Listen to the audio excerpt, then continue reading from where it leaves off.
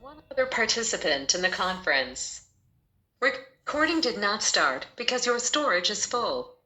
Please log in and delete recordings or purchase more storage from your account. All participants are muted and they can unmute themselves.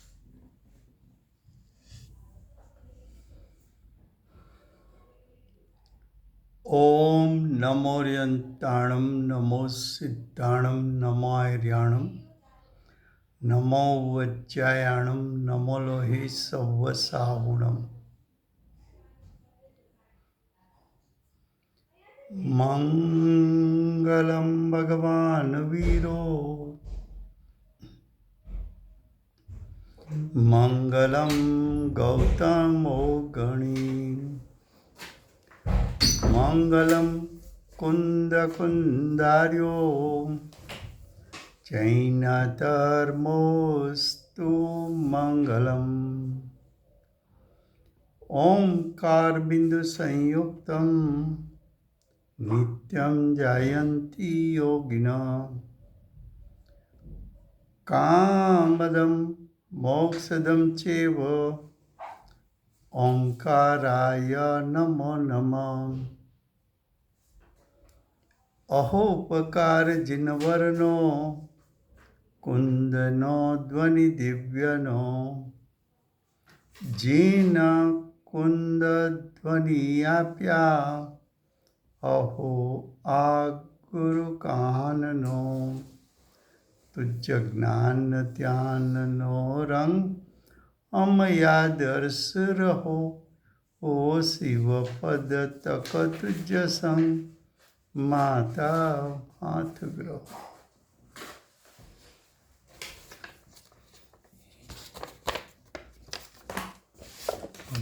and it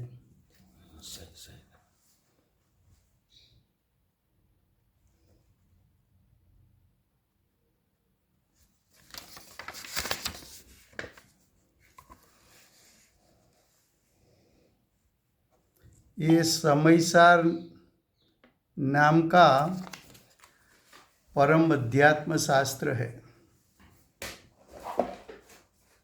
भगवत कुनकुंदाचार्य देव ने मांगलिक करके समयसार को कहने की प्रतिज्ञा की है।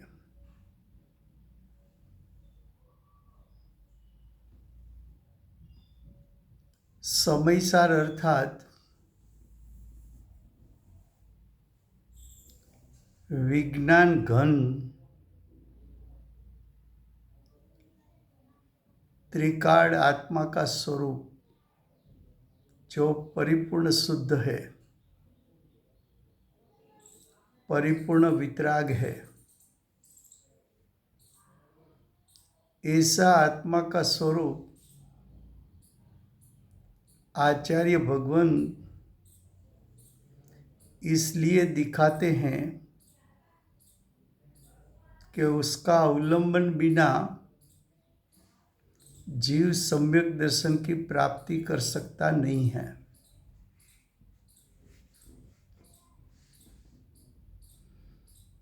ऐसा स्वरूप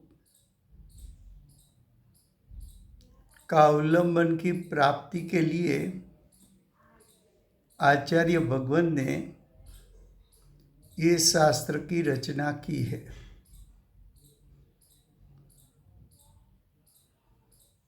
इस शास्त्र का दूसरा अधिकार कर्ता कर्म अधिकार चलता है। कर्ता कर्म अधिकार में विषय चलता है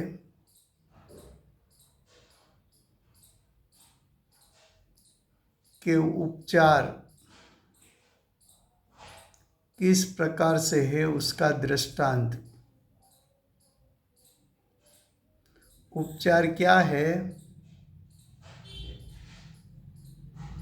तो कि उपचार से, व्यवहार से, निमित्त नैमित्तिक संबंध से ऐसा कहने में आता है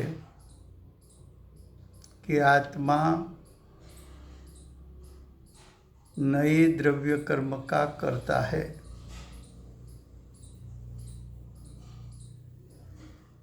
ये कथन उपचार का कथन है, व्यवहार का कथन है, निमित्त का कथन है। ये बात को समझाने के लिए आचार्य भगवान 106 गाथा में दृष्टांत देते हैं। देखो, पेज 188, गाथा 106, उसका गाथार्थ। योद्धाओं के द्वारा युद्ध करने में आता है।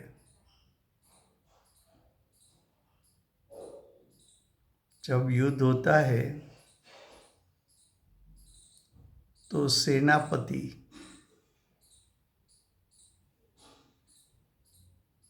और सेनापति के हुक्म मानने वाले सैनिक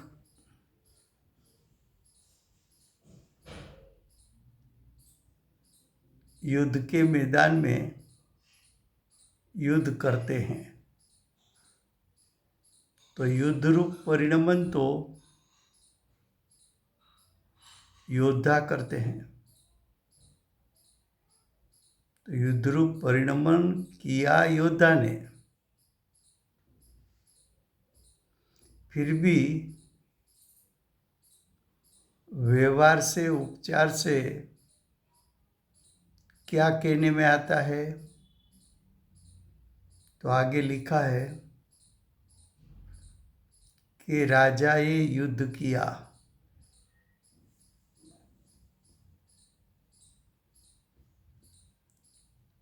युद्ध के मैदान में योद्धा युद्ध रूप परिणमन करता है। राजा तो राजमहल में बैठा है,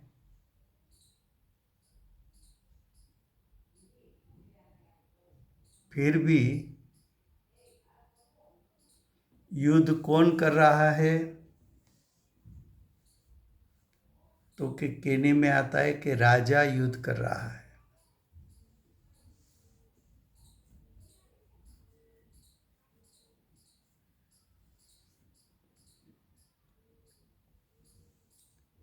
तो राजा ने आदेश दिया था युद्ध करने का। तो राजा आदेश का करता है,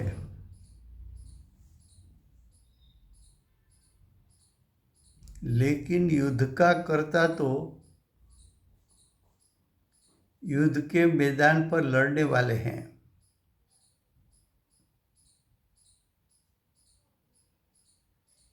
फिर भी कहने में ये आता है कि राजा ने युद्ध किया। फिर भी कहने में क्या आता है?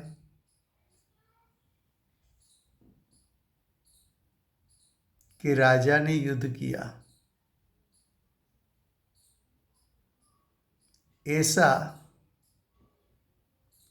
लोक व्यवहार से कहने में आता है। लौकिक जन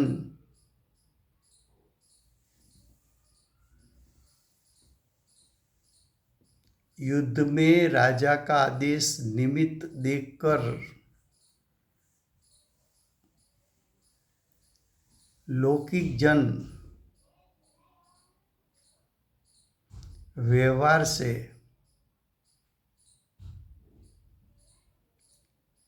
आदेश करने वाला राजा होने के कारण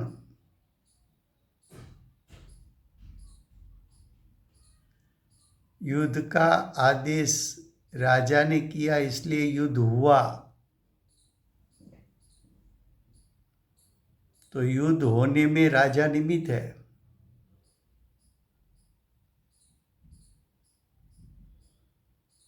और वास्तव में युद्ध कर रहे हैं योद्धा, सेनापति और सैनिकों युद्ध के मैदान में हैं।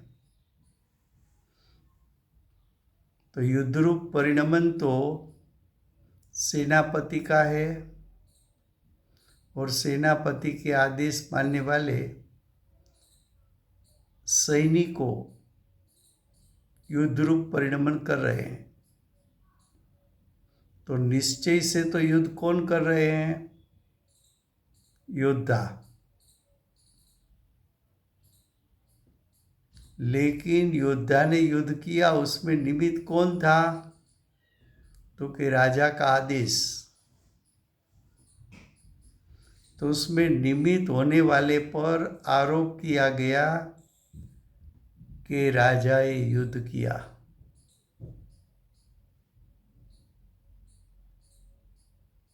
वैसी तरह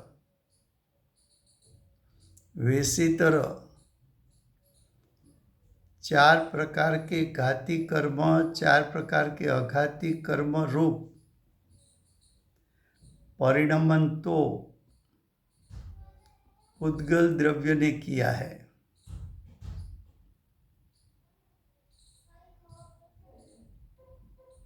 लेकिन कार्मण वर्गना कर्मरूप परिणमन किया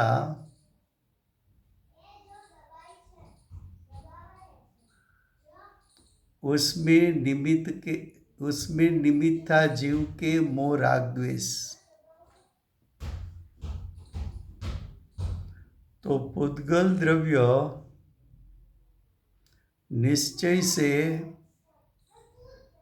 8 प्रकार के कर्मरूप परिणमन किया है।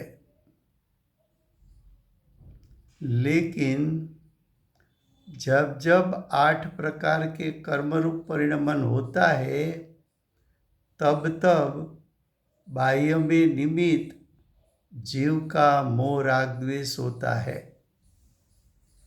तो मोह राग द्वेष तो जीव ने किया। तो निमित्त को देखकर निमित्त पर आरोप किया कि जीव ने 8 प्रकार के कर्म बांधा है।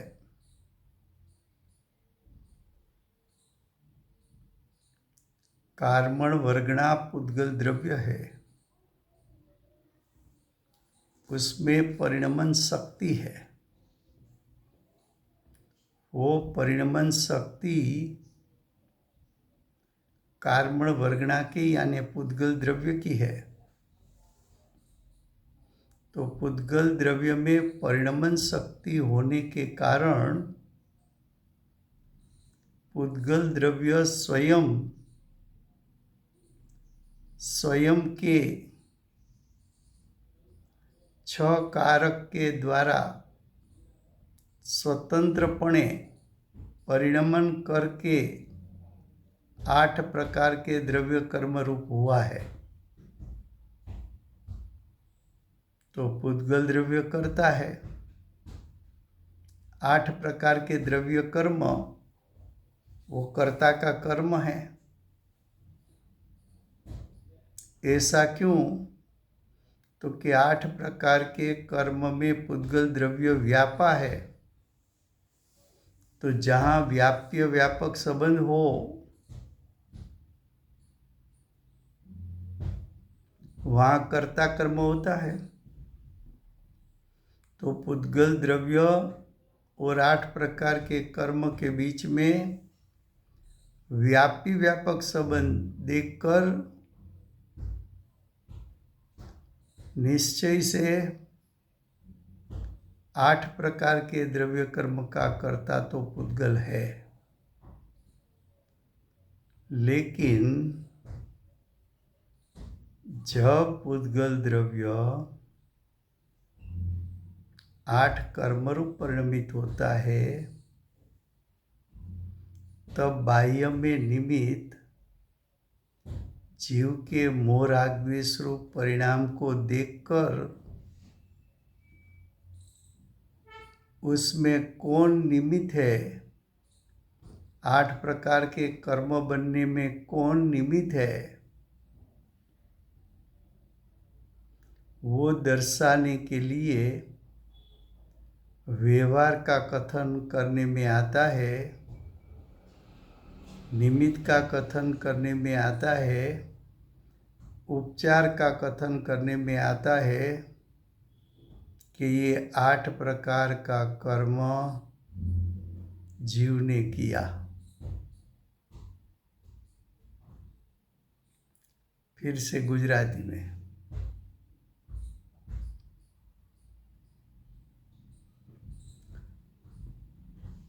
વિષય ચાલે છે કર્તા કર્મ અધિકાર.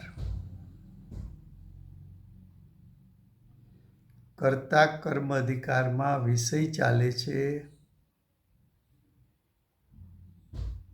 કે નિમિત્તને જોઈને ઉપચારથી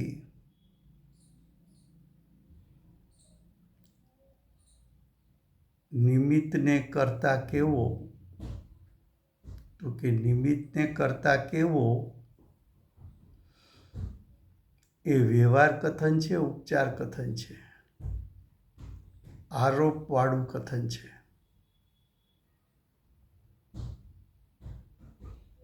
એ વાતને સમજાવવા માટે આચાર્ય ભગવંતે મૂળ ગાથામાં દ્રષ્ટાંત આપ્યો છે. ગ્રંથકર્તા કુનકુંદાચાર્ય દેવ આ ગાથાની રચના કુનકુંદાચાર્ય દેવે કરી. ટીકાની રચના તો અમૃતચંદ્રાચાર્ય દેવે કરી છે. પણ મૂળ ગ્રંથકર્તા શું કહે છે? દ્રષ્ટાંતમાં શું કહે છે? તો જુઓ પેજ 188, ગાથા 106, એનો ગાથાર્થ. યોદ્ધાઓ વડે યુદ્ધ કરવામાં આવતા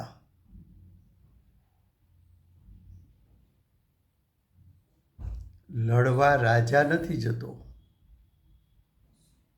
લડવા તો રાજાનો સેનાપતિ અને સેના જાય છે.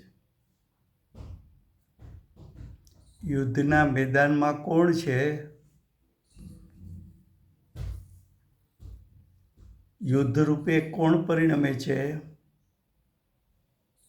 તો કે યુદ્ધના મેદાનમાં રાજા નથી. રાજા તો રાજમહેલમાં બિરાજે છે.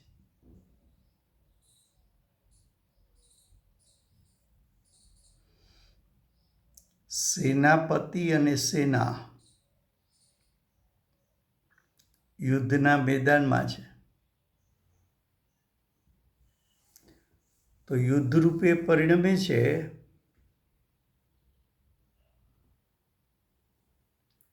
એ તો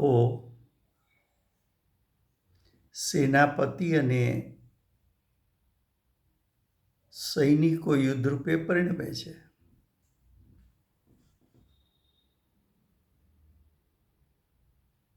પણ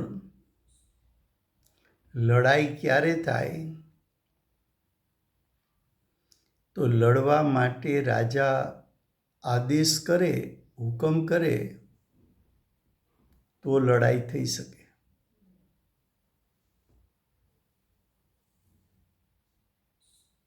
તો આદેશ રાજાએ આપ્યો છે. તો યુદ્ધ થવામાં નિમિત્ત કોણ છે? તો કે રાજાનો હુકમ, રાજાનો આદેશ. એ આદેશના કરતા રાજા છે નિશ્ચયથી.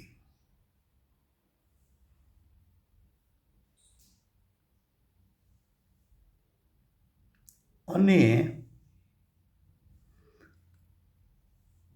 યુદ્ધ રૂપે પરિણમનારા યોદ્ધા નિશ્ચયથી યુદ્ધ કરે છે.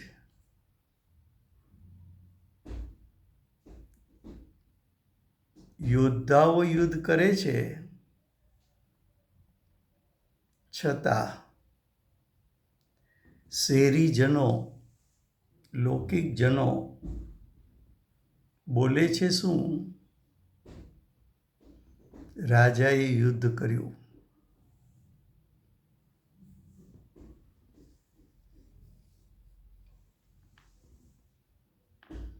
રાજાએ યુદ્ધ કર્યું એવું પ્રજાજન કેમ કહે છે કે યુદ્ધ થવામાં રાજાનો આદેશ, રાજાનો હુકમ નિમિત્ત છે? તો નિમિત્તને જોઈને કથન એમ કરવામાં આવ્યું કે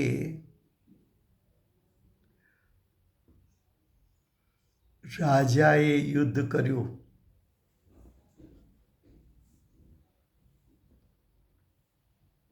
યોદ્ધા યુદ્ધ કરે છે એમ કહેવું એ નિશ્ચયનું કથન છે. કેમ? તો કે યુદ્ધના મેદાનમાં તો યોદ્ધાઓ જ લડે છે.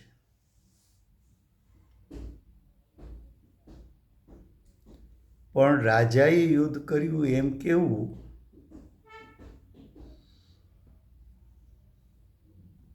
એ વ્યવહારનું કથન છે, એ નિમિત્તનું કથન છે. કારણ કે યુદ્ધ થવામાં રાજાના ભાવ નિમિત્ત છે.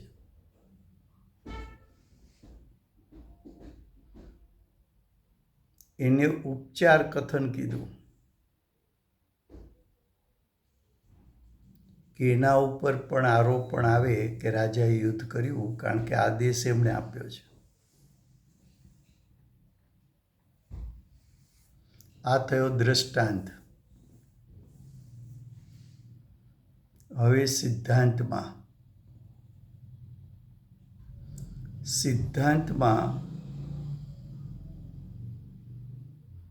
અજ્ઞાની માટે શું સમજવું અને સાધક માટે શું સમજવું,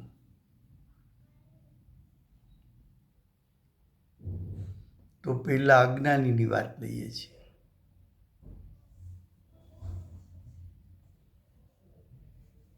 જો દ્રષ્ટાંત પછી સિદ્ધાંત બતાવ્યો. તેવી રીતે એટલે દ્રષ્ટાંત પ્રમાણે જ્ઞાનાવરણ આદિ કર્મ. જ્ઞાનાવરણ આદિ એટલે 4 ઘાતી 4 અઘાતી 8 કર્મ જીવે કર્યું.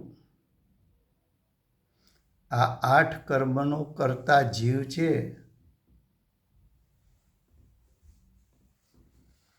એવું કથન કરવું એ કથન વ્યવહારનું છે એમ કહે છે, ઉપચારનું છે એમ કહે છે, એ કથન નિમિત્તનું છે એમ કહે છે. તો કે એને નિમિત્ત કથન કેમ કીધું? ઉપચાર કથન કેમ કીધું? વ્યવહાર કથન કેમ કહ્યું? તો કે 8 પ્રકારના કર્મ એ તો પૂતગલ દ્રવ્યના પરિણામ છે. પૂતગલ દ્રવ્યમાં કાર્મણ વર્ગણાના સ્કંધો એ પૂતગલ દ્રવ્ય છે.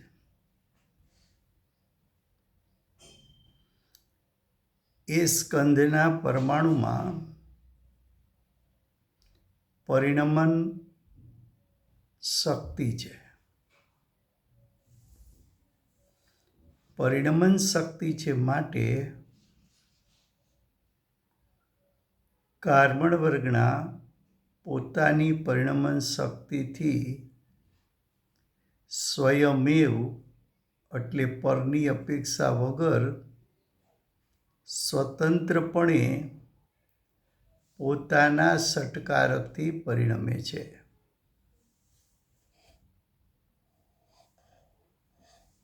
તો કર્મણ વર્ગના પોતાની સ્વશક્તિથી પરિણમે તો 8 પ્રકારના કર્મ એનો કર્તા કોણ? તો કે 8 પ્રકારના કર્મનો કર્તા નિશ્ચયથી પૂતગલ દ્રવ્ય છે. જેમ યુદ્ધના મેદાનમાં લડે છે યોદ્ધા, રાજા લડતો નથી.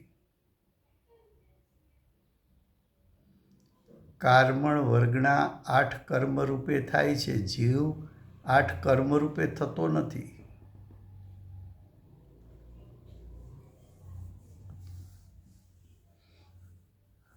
તો નિશ્ચયથી તો યોદ્ધા યુદ્ધ ભૂમિ ઉપર લડે છે. તેમ પૂતગલ દ્રવ્ય પોતાની સ્વસત્તામાં રહીને પોતાની પરિણમન શક્તિથી સ્વતંત્રપણે 8 કર્મ રૂપે પરિણમે છે. એટલે ખરેખર તો 8 કર્મનું પરિણમન એમાં પૂતગલ દ્રવ્ય વ્યાપ્યું હોવાથી પૂતગલ દ્રવ્ય જ એનું કર્તા છે, એ નિશ્ચય છે. પણ પૂતગલ દ્રવ્ય જ્યારે જ્યારે 8 કર્મ રૂપે પરિણમે છે ત્યારે બાહ્યમાં નિમિત્ત કોણ હોય છે? જ્યારે લડાઈ થાય ને યોદ્ધાઓ યુદ્ધ કરે ત્યારે એ યુદ્ધના આદેશ કરવામાં કોણ હોય છે? તો કે રાજા હોય છે. એમ 8 પ્રકારના દ્રવ્ય કર્મ રૂપનું પરિણમન જોવા મળે ત્યારે બાહ્યમાં નિમિત્ત કોણ હોય છે? તો કે જીવના મોહ રાગ દ્વેષ. તો જીવના મોહ રાગ દ્વેષ 8 પ્રકારના કર્મ બનવામાં નિમિત્ત હોવાથી જીવ ઉપર આરોપ કરવામાં આવે છે, ઉપચાર કરવામાં આવે છે કે જીવે 8 પ્રકારના કર્મ કર્યા છે, 8 પ્રકારના કર્મ બાંધ્યા છે.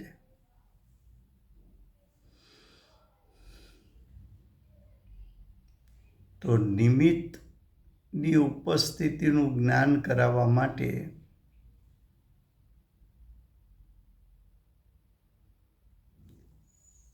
જીવના વિભાવને 8 પ્રકારના કર્મનો કર્તા કેવો એ માત્ર ઉપચાર છે. જીવ તો ક્યાં વ્યાપે છે? તો કે જીવ તો પોતાના મોહ રાગ દ્વેષમાં વ્યાપે છે.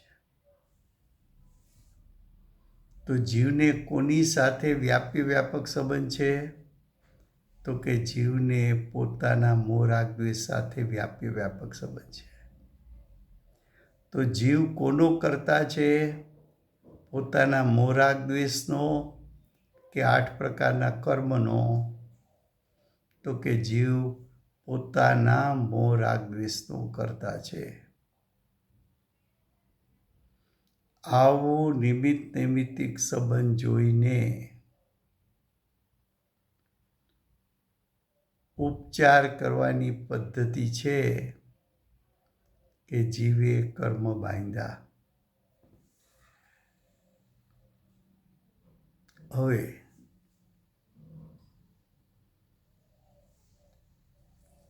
અજ્ઞાની છે એ તો મોહ રાગ દ્વેષ રૂપે પરિણમે. અજ્ઞાની અજ્ઞાન રૂપે પણ પરિણમે,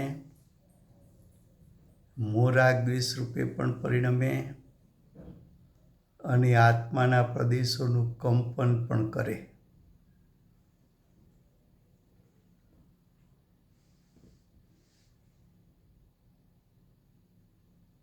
એ ખરેખર અજ્ઞાનીને પણ અજ્ઞાન મોહ રાગ દ્વેષના પરિણામ પોતાના ત્રિકાળ શુદ્ધાત્માથી તો ભિન્ન છે, પણ અજ્ઞાનીને આત્મ સ્વભાવનું શ્રદ્ધાન નહીં હોવાથી, અજ્ઞાનીને સ્વ પરનો વિવેક એટલે સમ્યક જ્ઞાન નહીં હોવાથી અને અજ્ઞાની સ્વભાવથી ચ્યુત થયો હોવાથી મોહ રાગ દ્વેષનો કરતા થાય, અજ્ઞાનનો કરતા થાય. પણ અજ્ઞાની પણ પૂતગલ દ્રવ્યના પરિણામ એટલે કાર્બન વર્ગના પરિણામ એટલે 8 પ્રકારના કર્મનો કરતા નિશ્ચયથી તો થઈ શકતો નથી, સિદ્ધાંતથી તો થઈ શકતો નથી.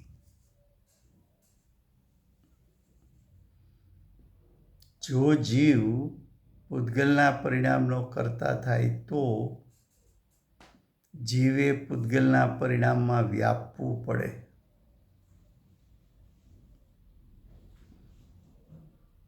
તો જીવનો ચૈતન્યમય સ્વભાવ પૂતગલ પરિણામમાં વ્યાપી શકતો જ નથી, વ્યાપતો જ નથી. એટલે ખરેખર તો અજ્ઞાની પણ 8 પ્રકારના દ્રવ્ય કર્મના કરતા નિશ્ચયથી નથી, ઉપચારથી છે. પૂતગલ દ્રવ્યના પરિણામ 8 પ્રકારના કર્મ એનો નિશ્ચયથી કરતા જીવ નથી, પણ વ્યવહારથી કરતા કહેવામાં આવે છે. પૂતગલ દ્રવ્ય પોતાની ઉપાદાન શક્તિથી 8 કર્મ રૂપે પરિણમ્યું છે, પણ જીવની ઉપાદાન શક્તિથી પૂતગલ દ્રવ્ય 8 પ્રકારના કર્મ રૂપે પરિણમ્યું નથી. પણ પૂતગલ દ્રવ્ય 8 કર્મ રૂપે પરિણમ્યું ત્યારે જીવનો વિભાવ બાહ્યમાં નિમિત્ત છે, માટે નિમિત્તને જોઈને જીવમાં આરોપ કર્યો કે જીવ 8 પ્રકારના કર્મનો કરતા છે. ખ્યાલ આવે છે?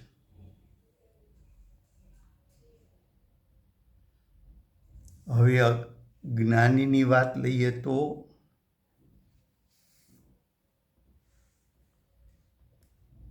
કે જ્ઞાની તો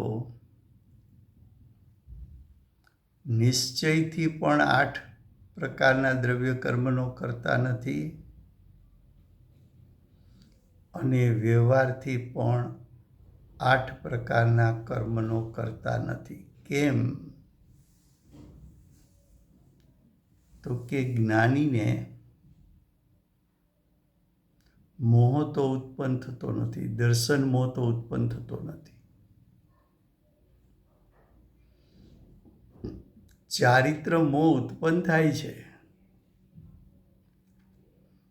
પણ જ્ઞાની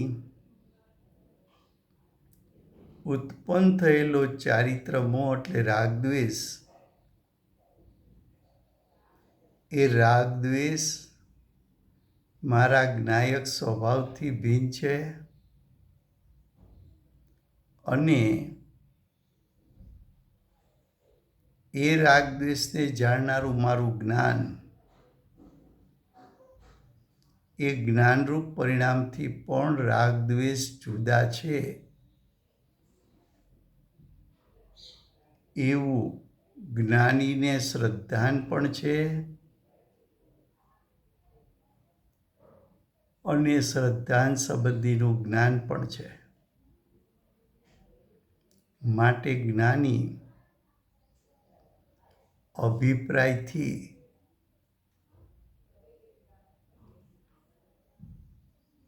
રાગ દ્વેષના કરતા નથી.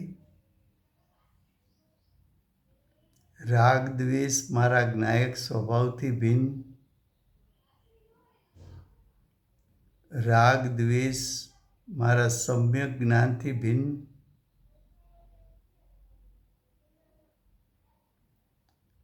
માટે હું રાગ દ્વેષનો કરતા નથી. અને જો રાગ દ્વેષનો કરતા નથી તો હું 8 પ્રકારના દ્રવ્ય કર્મનો પણ વ્યવહારથી કે ઉપચારથી કે નિમિત્તથી કરતા નથી.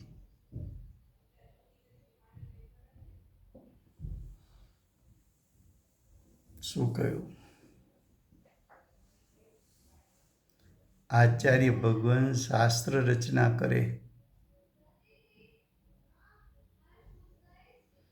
છઠ્ઠે સાતમે ગુણસ્થાને ઝૂલતા મુનિરાજ વારંવાર આત્મ સ્વરૂપમાં ડૂબકી મારનારા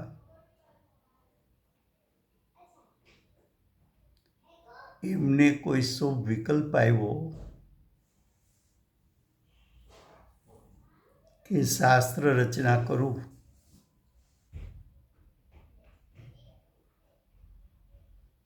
તો શાસ્ત્ર રચના કરતા સમયે આ શાસ્ત્ર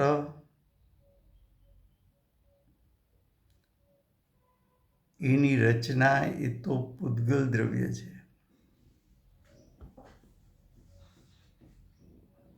ભાષા એ તો ભાષા વર્ગણા છે.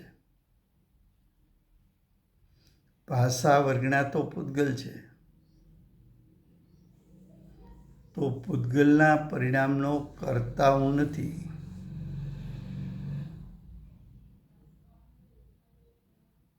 અને આ જે શુભરાગ આવ્યો કે શાસ્ત્ર રચના કરું, એ શુભરાગ તો વિકારી પરિણામ છે. એ મારા જ્ઞાયકથી પણ ભિન્ન છે અને વર્તમાન વર્તું જ્ઞાન એમ જાણે છે કે આ શુભભાવ છે એ વિભાવ છે અને હું તો જ્ઞાયક સ્વભાવી છું. તો વિભાવ મારા જ્ઞાયક સ્વભાવથી પણ ભિન્ન અને મારી સમ્યક જ્ઞાન રૂપે ઉત્પન્ન થયેલા જ્ઞાનરૂપ પરિણામ એનાથી પણ આ શુભભાવ ભિન્ન છે એવું જેને જ્ઞાન વર્તે છે એવા સમ્યક દ્રષ્ટિઓ શુભરાગના કરતા નહીં હોવાથી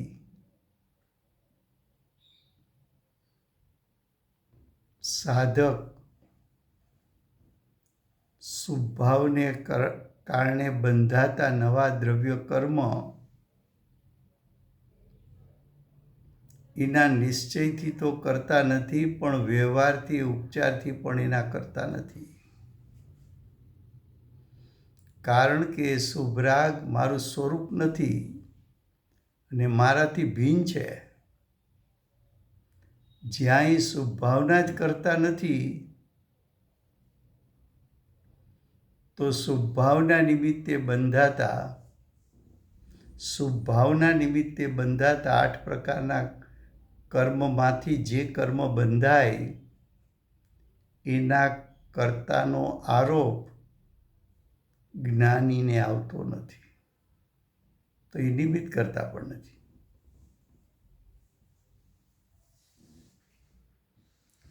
સમજાય છે? શાંતિથી સમજે તો ગુરુદેવે તો બધી ચોખવટ કરી છે.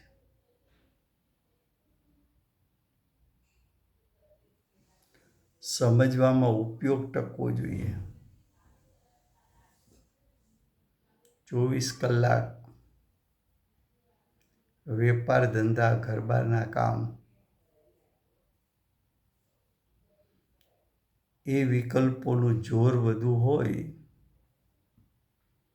તો સ્વાધ્યાયમાં ઉપયોગ ન ટકે.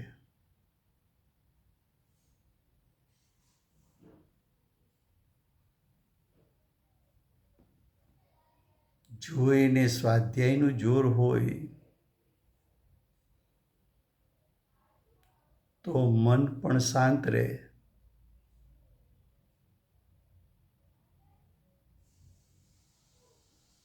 મધ્યસ્થ પરિણામ રહે. સાંભળવામાં પણ એકાગ્રતા રહે. અને આચાર્ય ભગવાન કયા ન્યાયથી સમજાવે છે, કઈ અપેક્ષાથી સમજાવે છે,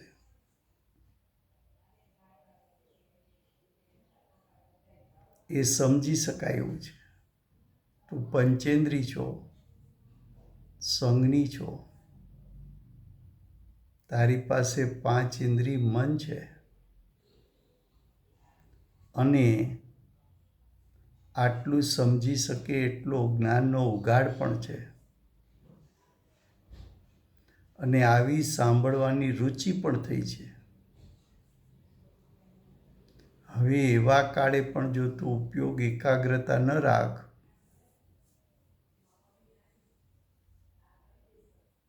અને વેપાર ધંધાના વિકલ્પ સ્વાધ્યાયના કાળે પણ તું કર તો હવે તને પ્રાપ્ત કરવાનો કોઈ માર્ગ જ રહેતો નથી.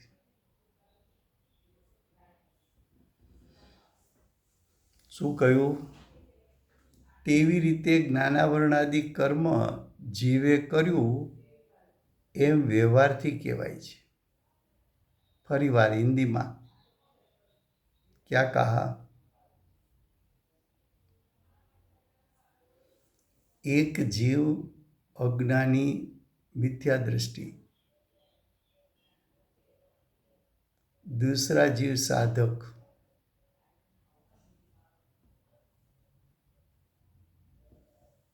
दोनों का परिणाम के बारे में सोचो तो अज्ञानी को तो अज्ञान रूप परिणाम भी है, मोह राग द्वेष रूप परिणाम भी है और आत्म प्रदेशों का कंपन भी है. ये सब अशुद्ध परिणाम है, विकारी परिणाम है. तो अज्ञानी को तो विकारी परिणाम उत्पन्न हुआ. जब अज्ञानी को विकारी परिणाम उत्पन्न हुआ तो अज्ञानी तो विकारी परिणाम में व्यापा हुआ है. तो अज्ञानी की दशा में अज्ञान मोह राग द्वेष उत्पन्न हुआ, उसमें अज्ञानी का आत्मा व्यापा है. इसलिए अज्ञानी मोह राग द्वेष का करता है. लेकिन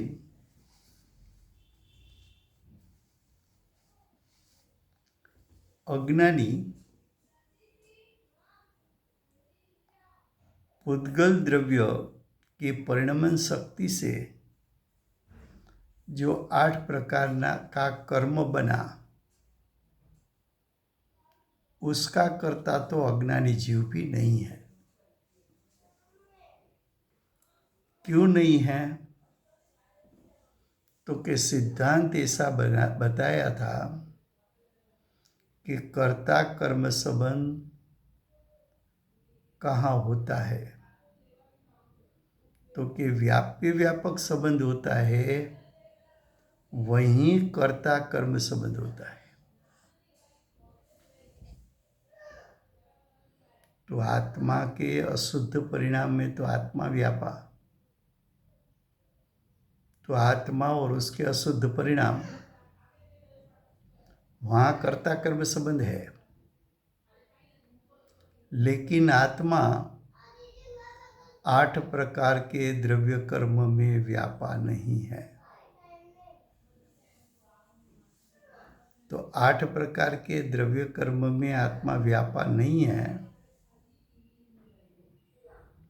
इसलिए आत्मा 8 प्रकार के कर्म के साथ व्यापी व्यापक संबंध नहीं होने के कारण आत्मा 8 प्रकार के कर्म का कर्ता सिद्धांत से नहीं है।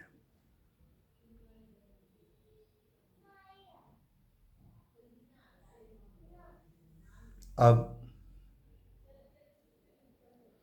उपचार से अज्ञानी की आत्मा को कर्ता क्यों कहा, तो कि जब जब कार्बन वर्गणा 8 कर्मरूप परिणमित होती है, तब तब बाह्य में निमित्त अज्ञानी जीव के अज्ञान और मोह राग द्वेष होते ही है।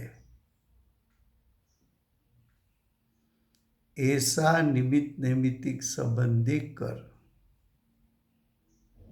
एक तरफ जीव अज्ञान मोह राग द्वेष परिणमन, दूसरी तरफ कार्बन वर्गणा का 8 कर्मरूप परिणमन होना,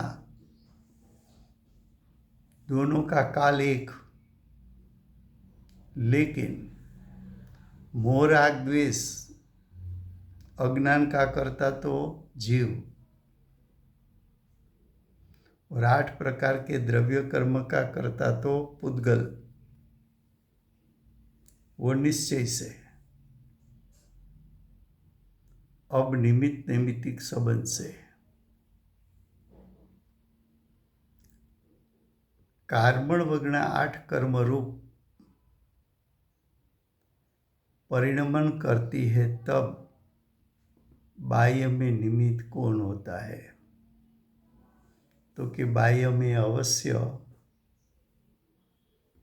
अज्ञानी के मोह राग द्वेष निमित्त होते हैं। तो निमित्त का ज्ञान कराने के लिए उपचार से, व्यवहार से ऐसा कथन करने में आता है कि जीव ने 8 प्रकार के कर्म को बांधा। वहाँ उसका सच्चा अर्थ ये है कि जीव का मोह राग द्वेष 8 कर्म रूप परिणमन में निमित्त हुआ।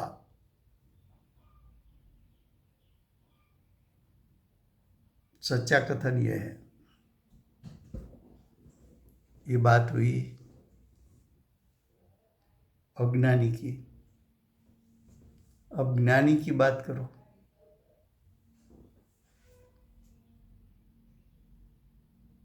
तो कि ज्ञानी श्रद्धान और ज्ञान से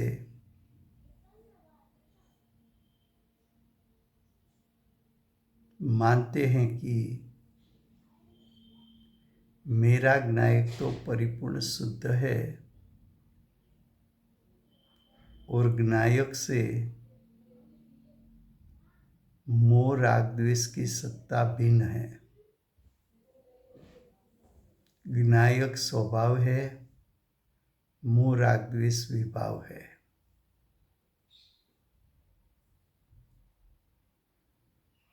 तो जो मोह राग द्वेष मुझसे भिन्न है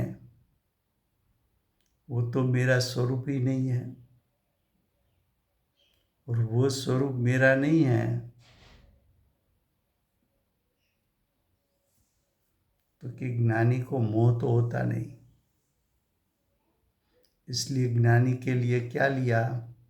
सिर्फ राग द्वेष। कौन से राग द्वेष? चारित्र मोह।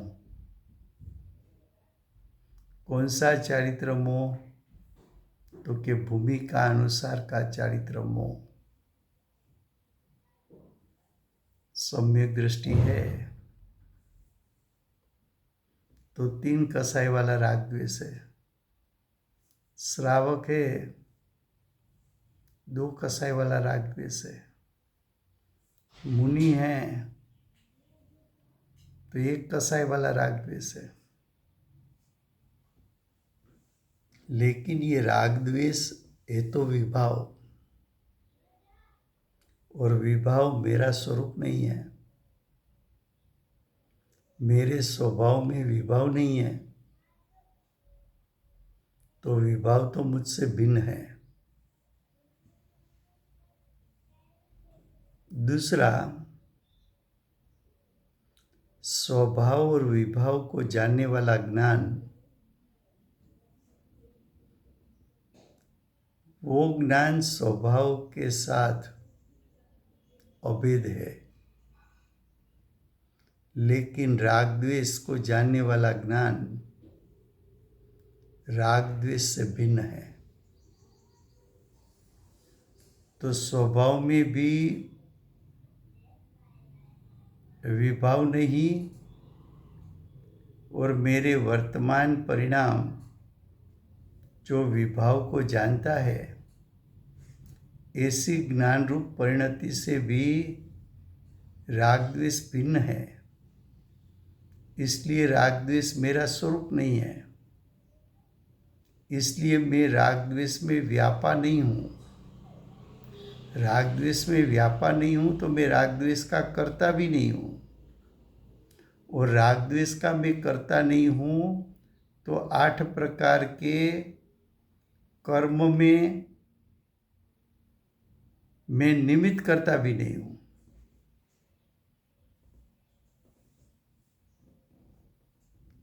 ख्याल में आया?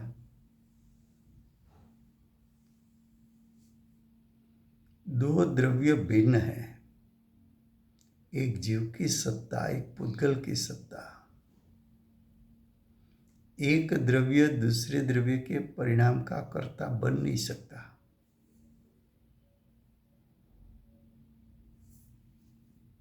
जीव 8 प्रकार के कर्म का कर्ता क्यों नहीं है? तो कि जीव और जीव का विभाव 8 प्रकार के कर्म में व्याप नहीं सकते।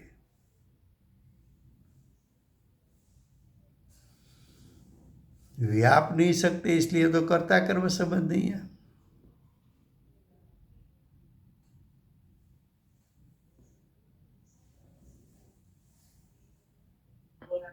भाई, हाँ जी, निमित्त भी नहीं है और निमित्त करता भी नहीं है, दोनों में क्या डिफरेंस है?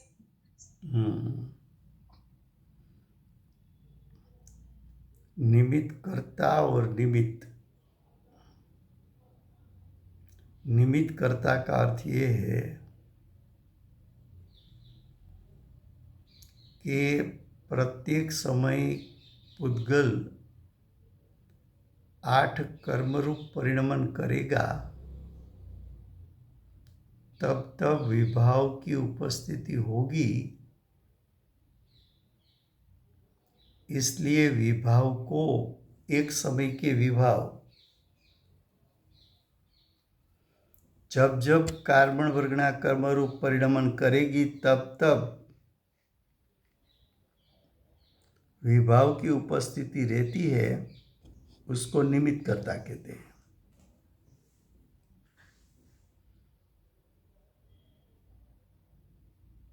लेकिन विभाव तीनों काल कर सके ऐसा आत्मा में कोई स्वभाव है नहीं।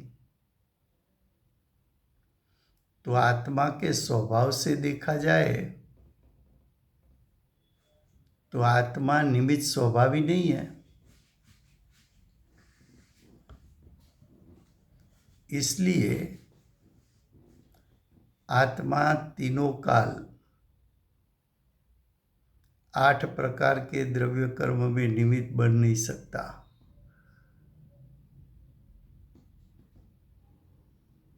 इसलिए आत्मा स्वभाव से निमित्त करता नहीं है। जैसे कि धर्म द्रव्य तीनों काल जीव पुद्गल की गति में निमित्त बन सकता है। क्यों? तो कि धर्म द्रव्य के पास गति में निमित्त हो सके ऐसा त्रिकाल स्वभाव है। तो धर्म अधर्म आकाश काल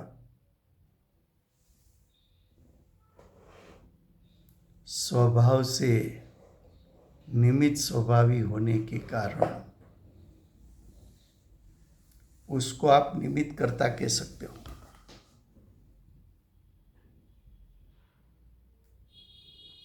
लेकिन जीव में तो ऐसा कोई स्वभाव नहीं है कि तीनों काल निमित्त बन सके। इसलिए जीव के परिणाम को सिर्फ निमित्त कहा, निमित्त कर्ता नहीं कहा।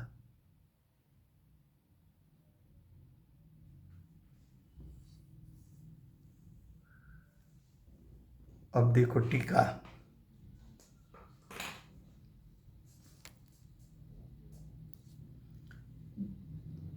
जिस प्रकार युद्ध परिणामे स्वयं परिणमता ऐसा योद्धा के माध्यम से युद्ध करने में आता है। युद्ध परिणाम रूप स्वयं नहीं परिणमता ऐसा राजा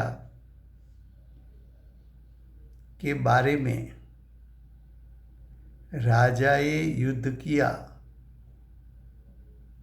ऐसा उपचार है, परमार्थ नहीं है, वास्तविकता नहीं है। वास्तविकपणे तो युद्ध किया है योद्धाओं ने। उस प्रकार ज्ञानावरण आदि कर्म परिणामे स्वयं परिणमता ऐसा उद्गल द्रव्य के द्वारा ज्ञानावरण आदि कर्म करने में आता है। ज्ञानावरण आदि कर्म परिणामे स्वयं नहीं परिणमता ऐसा आत्मा के बारे में आत्माए ज्ञानावरण आदि कर्म किया ऐसा उपचार है, परमार्थ नहीं है। ये बात तो हमने समझाई पहले। अब भावार्थ। योद्धाओं ने युद्ध किया, फिर भी राजा ने युद्ध किया ऐसा उपचार से कहने में आता है।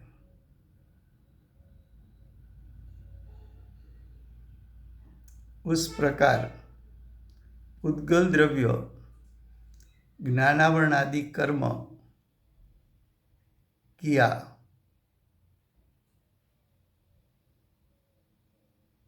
फिर भी जीव ने कर्म किया ऐसा उपचार से कहने में आता है। तो क्या बताया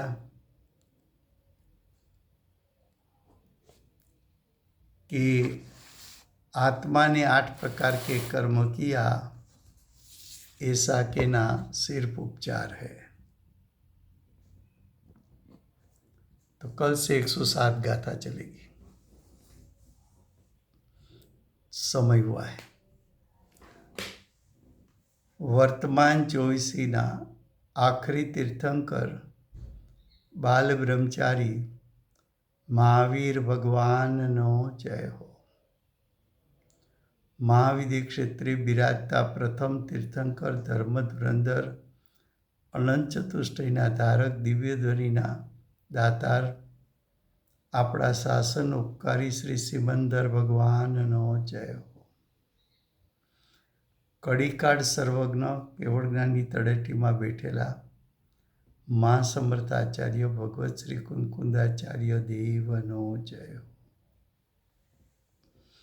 વર્તમાન કાળે કર્તા કર્મનું સ્વરૂપ સમજાવનાર તીર્થના નાયક, તીર્થના સ્થાપક, તીર્થના પ્રવર્તક પરમ કૃપાળુ શ્રી સદગુરુદેવનો જય હો। પૂજ્ય ગુરુદેવના શિષ્યોમાં શિરોમણી સ્વાનુભવયુક્ત જાતિશ્રવણ જ્ઞાનયુક્ત પ્રસમમૂર્તિ ભગવતી માતનો જય હો। પૂજ્ય ગુરુદેવ અને માતાજીની સાધના ભૂમિ સુવર્ણપુરી ધામનો જય હો। સુવર્ણપુરી ધામમાં બિરાજતા સર્વે દેવશાસ્ત્ર ગુરુ ભગવંતનો જય હો। વર્તમાન ગુરુ અને ભવિષ્યના તીર્થંકર શ્રી સૂર્યકીર્તિ ભગવાનનો જય હો। શ્રી સૂર્યકીર્તિ ભગવાનના સમાવસરણના મુખ્ય ગણધર દેવેન્દ્ર કીર્તિનાથ ભગવાનનો જય હો। પરમ દિગંબર જૈન ધર્મનો જય હો।